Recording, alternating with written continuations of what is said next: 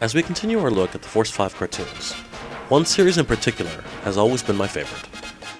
Today, we take a look at Starvengers.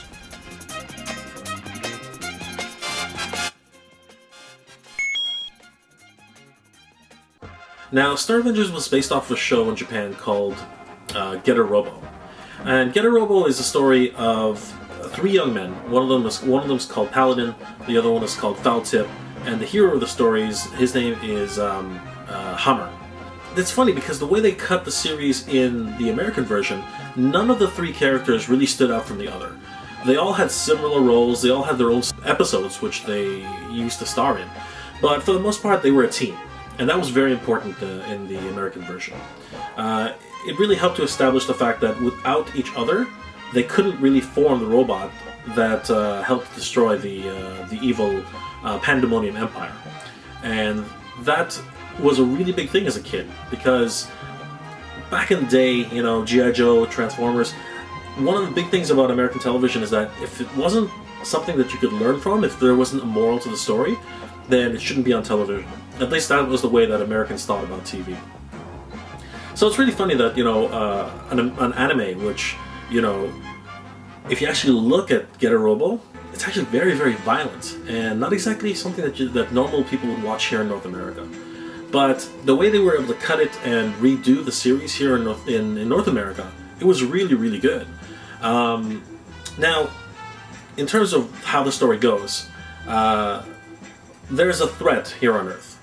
An alien force called the Pandemonium Empire has come down to take over the world. But the one thing that's been able to stop them and hold them back so far is the Copernicus laboratories. Dr. Copernicus has created these three ships, which when combined form the the Starvengers robot. Now there are three incarnations of the Starvengers robot. There's Star Poseidon, which is a gigantic, you know, bulking, huge tank of a beast, which usually its strength is in the water. There's the Star Arrow, which it's sleek and blue and you know, really, really fast, and that's a strength. That ship goes really, really fast and actually can outmaneuver its enemies, and that's where it gets its strength from. And then of course there's Star Dragon, which, as anybody who was a fan of the show, Star Dragon was the most amazing thing ever. It was red, and red is a big thing in Japan. Red symbolizes the leader, and that's actually very important, but we'll get to that later.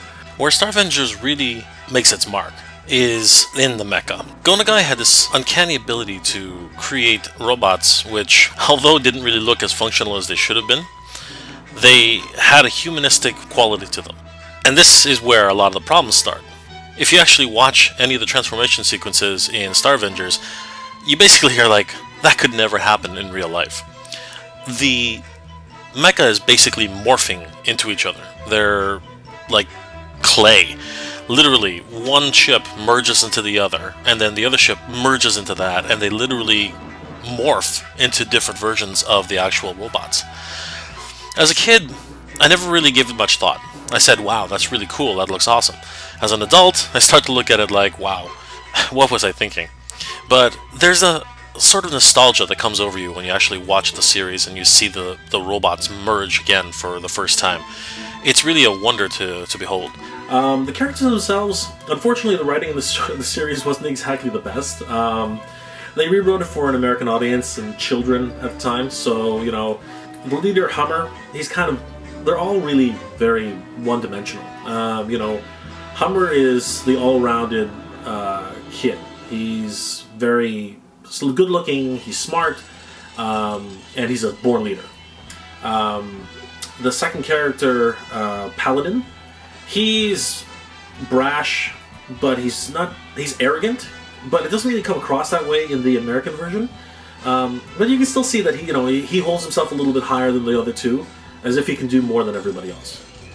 And then there's Foul Tip. Foul Tip is this big, huge, not so bright guy, but he's really good with his hands, he's very strong, and he's very loyal, which is what really makes him a likable character.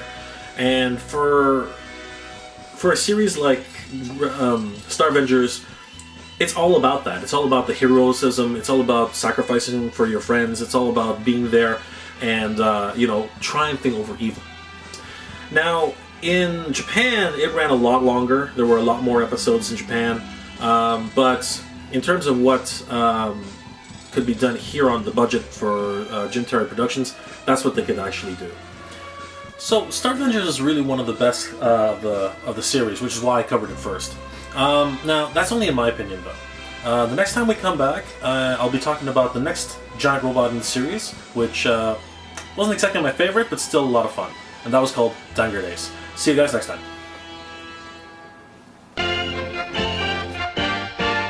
Thanks for watching, guys.